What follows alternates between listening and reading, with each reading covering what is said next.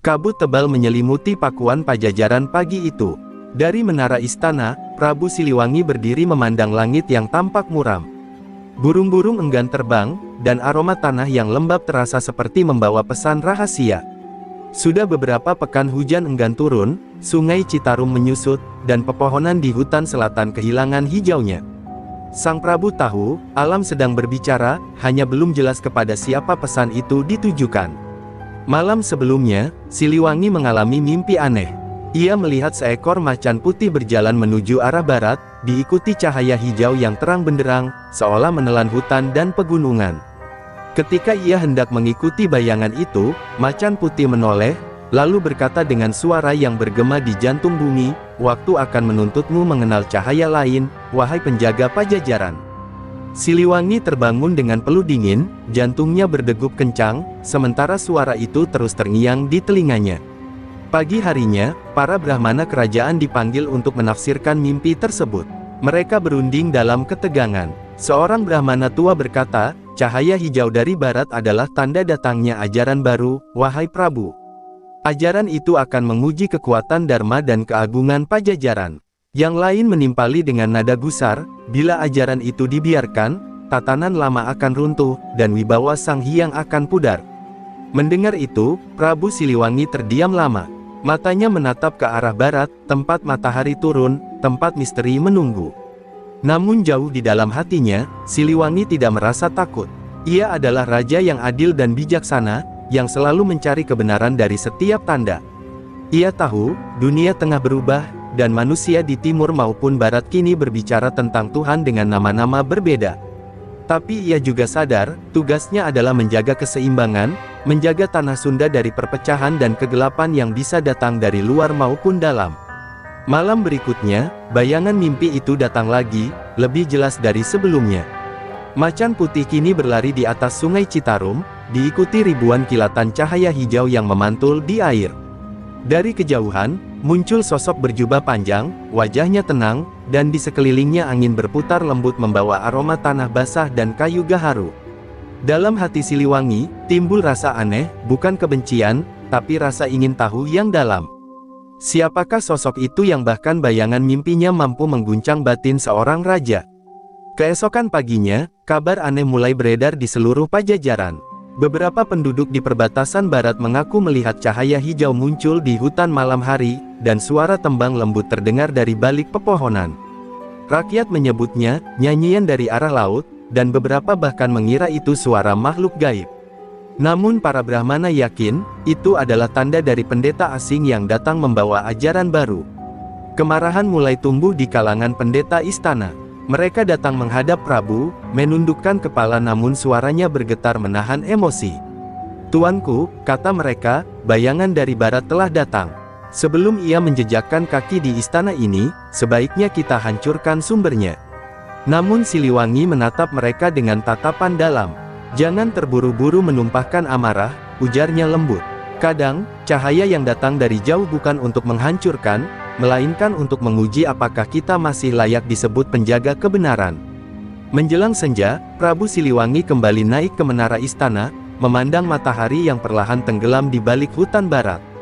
Di sana, di ufuk yang berwarna jingga keemasan, tampak sekilas cahaya hijau menembus awan. Siliwangi menutup matanya, menarik napas panjang, dan berbisik lirih, "Jika engkau benar utusan kebenaran, datanglah dengan damai. Tapi jika engkau datang membawa kehancuran, maka aku, penjaga Pajajaran, akan berdiri menghadangmu." Dan di kejauhan, angin membawa suara lembut seolah menjawab, suara zikir yang samar namun menggetarkan bumi. Angin laut dari utara berembus lembut menyapu pelataran Masjid Agung Demak. Di sana, Sunan Kalijaga duduk bersila di bawah pohon beringin tua, memandang langit yang berwarna keemasan menjelang senja. Suasana hening hanya diiringi suara ombak dan kicau burung yang kembali ke sarang. Di antara keheningan itu, hati Kalijaga terasa gelisah, seolah ada panggilan yang datang dari arah barat, dari tanah yang belum ia jamah sejak lama. Panggilan itu bukan suara manusia, tapi bisikan halus yang bergetar di dalam jiwa. Malamnya, ia bermimpi aneh. Dalam mimpinya, ia berdiri di tepi hutan lebat, dan seekor macan putih muncul di hadapannya. Mata macan itu menatap tajam, namun tidak menunjukkan kebencian. Di baliknya, tampak sosok besar bersinar dengan mahkota emas, sosok yang ia kenali dari cerita para saudagar dan ulama, Prabu Siliwangi, Raja Pajajaran yang terkenal sakti dan bijaksana. Macan itu berkata, "Datanglah wahai wali dari timur, karena waktumu telah tiba untuk membuka tabir antara dua dunia." Sunan Kalijaga terbangun dengan keringat dingin di dahinya. Ia sadar, mimpi itu bukan kebetulan. Pagi harinya, ia mendatangi Sunan Giri, gurunya yang arif, untuk meminta petunjuk. Di hadapan sang guru, Kalijaga menceritakan mimpinya dengan nada lirih. Sunan Giri menatapnya dalam, lalu berkata, "Yang kau lihat bukan sekadar bayangan, tapi pertanda dari langit. Di tanah barat, masih ada raja yang setia menjaga kebijaksanaan lama. Kau harus menemuinya, bukan untuk menaklukkan, tapi untuk menyalakan lentera kebenaran di tengah kabut keyakinan yang memudar." Kata-kata itu bagai air sejuk yang menenangkan dada Kalijaga, namun juga beban yang berat. Ia tahu, perjalanan ini bukan sekadar perjalanan tubuh, tapi perjalanan jiwa. Sunan Giri kemudian menyerahkan sehelai kain putih berisi tulisan kaligrafi halus, bertuliskan, "Rahmat tidak datang dengan pedang, tapi dengan kesabaran." Kain itu diperintahkan untuk dibawa dalam perjalanan, sebagai pengingat agar ia tidak terjebak dalam ego dan kebanggaan. Sunan Kalijaga menunduk hormat, mencium tangan gurunya, lalu bersumpah dalam hati, "Aku akan berjalan bukan sebagai pembawa perang, melainkan sebagai pembawa damai." Sebelum berangkat, Kalijaga memandangi sungai yang mengalir di belakang pesantren Giri. Airnya jernih, mengalir tanpa henti, melewati batu dan akar tanpa kehilangan arah. Ia merenung, bahwa dakwah pun seharusnya seperti sungai, lembut namun pasti, membawa kehidupan tanpa merusak yang dilalui. Dari kejauhan, matahari terbit perlahan, seakan memberinya restu untuk memulai langkah menuju tanah barat yang penuh misteri itu. Di sepanjang perjalanan menuju barat, Kalijaga melewati desa-desa yang mulai mengenal Islam, namun juga banyak yang masih memuja roh leluhur dan kekuatan alam. Ia tak menghardik atau menolak mereka, melainkan mendengarkan, menghormati, dan kemudian berbicara dengan bahasa yang bisa dipahami oleh hati, bukan hanya oleh telinga. Di setiap persinggahan, ia menabuh gamelan, menyanyikan tembang berisi pujian kepada Tuhan, cara yang lembut namun menggugah, seperti embun yang menetes di pagi hari. Namun semakin jauh ia melangkah, semakin terasa udara berubah. Tanah barat yang ia tuju tidak menyambutnya dengan keramahan. Hutan-hutan semakin rapat, kabut semakin tebal, dan suara burung pun seperti enggan bernyanyi. Dalam hatinya, Kalijaga merasakan ada kekuatan besar yang menjaga tempat itu, bukan kejahatan, tapi keteguhan yang berakar dalam. Ia tahu, itulah wilayah Pajajaran, kerajaan Sang Raja Macan Putih, tempat di mana cahaya dan bayangan akan saling mengenal untuk pertama kali. Ketika malam tiba, Kalijaga berhenti di tepi sungai, menyalakan pelita kecil, lalu berdoa dalam keheningan. "Ya Rab, jika engkau menghendaki pertemuan itu terjadi, jadikanlah aku alat damai-Mu, bukan penyebab keretakan." Di langit, bintang-bintang berkilau lembut, dan di antara desir angin, terdengar samar suara macan mengaum jauh di barat. Kalijaga membuka matanya perlahan, ia tahu, pertanda itu nyata. Pertemuan dua kekuatan besar telah ditulis oleh takdir, dan malam itu, perjalanan menuju Pajajaran benar-benar dimulai. Langit barat mulai diselimuti kabut ketika Sunan Kalijaga tiba di hutan perbatasan yang memisahkan tanah Jawa dan Sunda. Pepohonan menjulang tinggi, rimbun, dan berlumut tebal, seperti gerbang alam yang hanya terbuka bagi mereka yang bersih niatnya. Udara di sana terasa berat dan dingin, tapi bukan karena cuaca, melainkan karena kekuatan gaib yang menjaga tempat itu.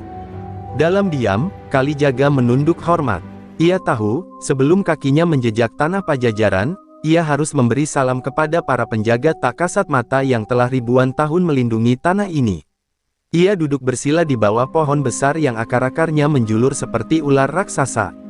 Di hadapan akar itu, ia membakar gaharu dan membaca doa.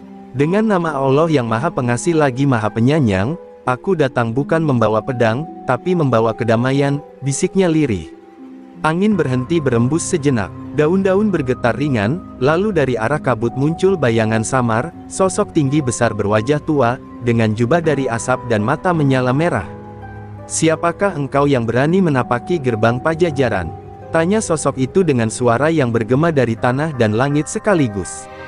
Kalijaga menatapnya dengan tenang, lalu menjawab, "Aku adalah pengembara yang mencari kebenaran, utusan dari timur yang ingin bertemu dengan rajamu."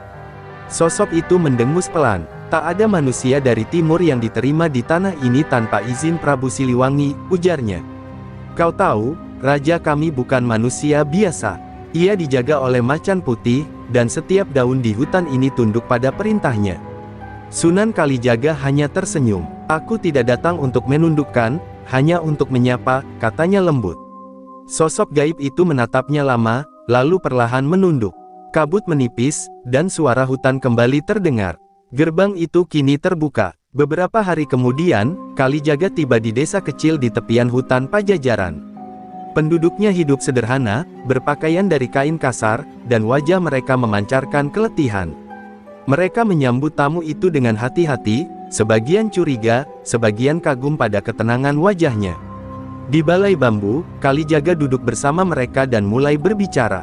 Ia tidak memaksa mereka mengenal Tuhannya, melainkan menceritakan kisah-kisah tentang kasih sayang, kejujuran, dan ketulusan. Ia berkata, sungai memberi kehidupan tanpa meminta balasan, begitu pula manusia seharusnya. Malam itu, setelah ia menabuh gamelan dan melantunkan tembang yang lembut, beberapa orang desa datang menghampirinya dengan mata berbinar. "Tuan," kata seorang tetua, "lagumu seperti doa. Hati kami tenang mendengarnya." Kalijaga tersenyum. "Tembang itu bukan milikku," jawabnya. "Ia lahir dari hati siapapun yang ingin dekat dengan Sang Pencipta." Sejak malam itu, cahaya di sekitar desa terasa berbeda. Hawa lembut menyelimuti ladang, dan beberapa orang mengaku melihat sinar hijau samar di atas rumah mereka. Namun bagi para penjaga kerajaan, kabar ini menjadi peringatan. Tidak lama kemudian, laporan sampai ke para Brahmana Pajajaran. "Ada seorang pendeta dari timur," kata seorang mata-mata. "Ia tidak membawa senjata, tapi kata-katanya menenangkan hati rakyat."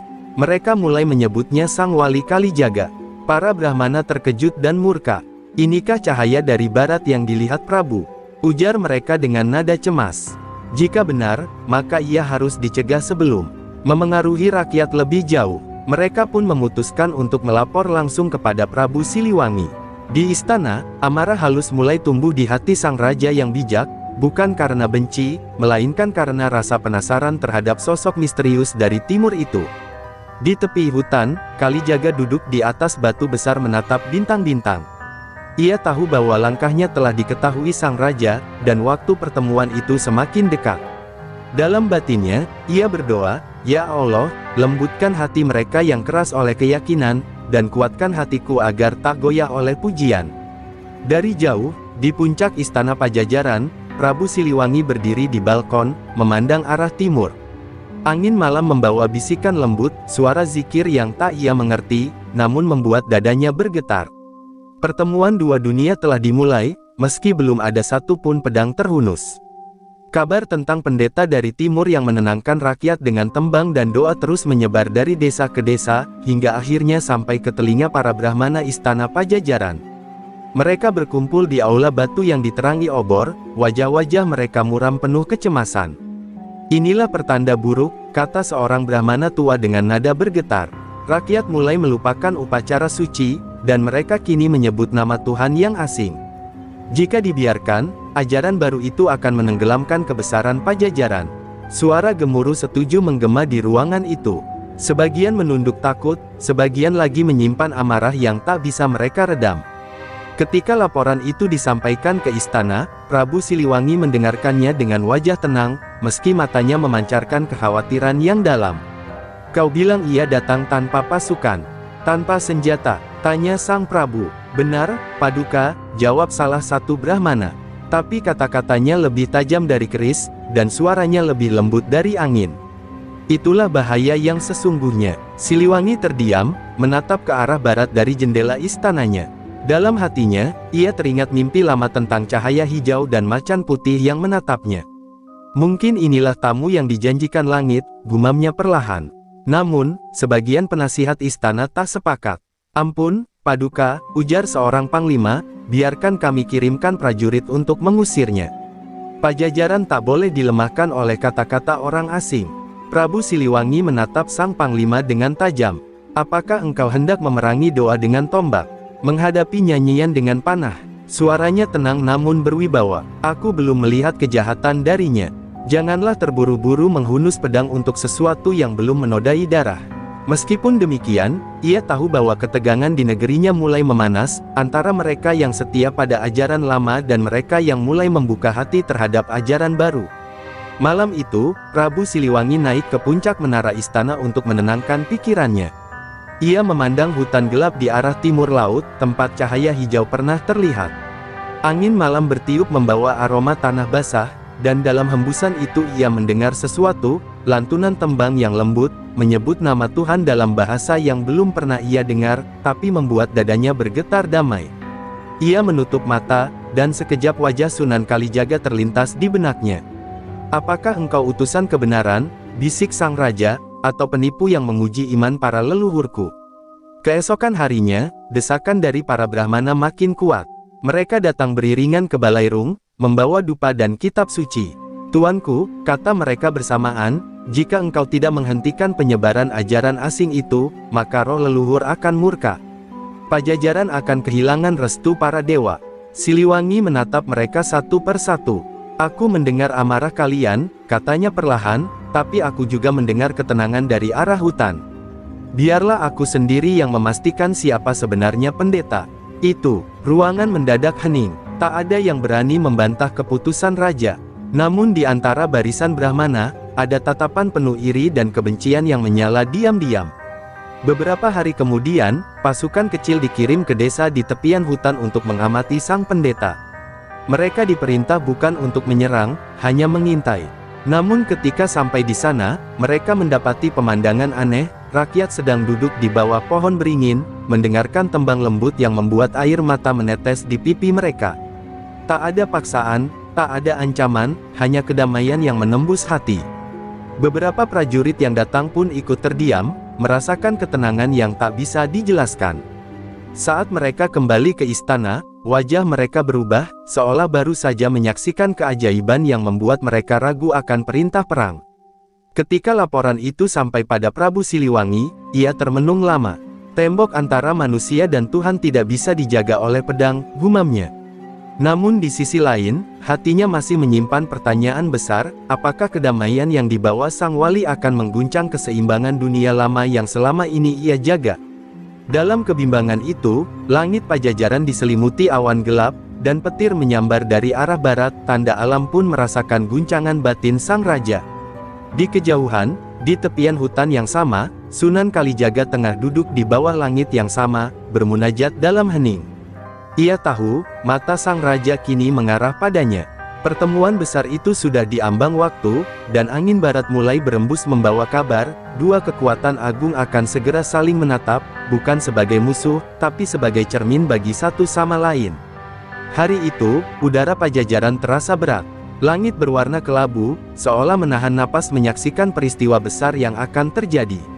Di pelataran istana, pasukan berkuda berbaris rapi, sementara gong besar ditabuh pelan menandakan kedatangan tamu agung.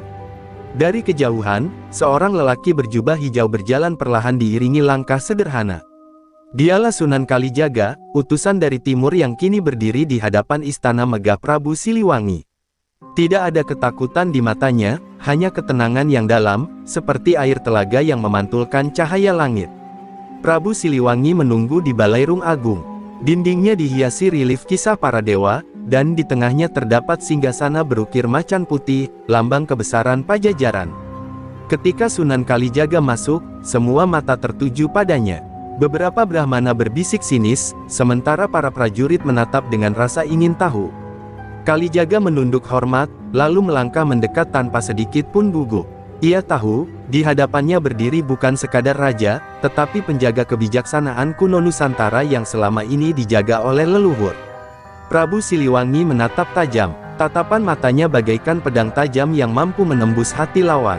Engkau dari timur, pembawa ajaran baru yang mengguncang ketenangan rakyatku, katanya perlahan, suaranya dalam seperti gemuruh dari perut bumi. Apa yang sebenarnya kau cari di tanahku? Sunan Kalijaga tersenyum tipis. Aku datang bukan untuk mengguncang, wahai Prabu, jawabnya lembut.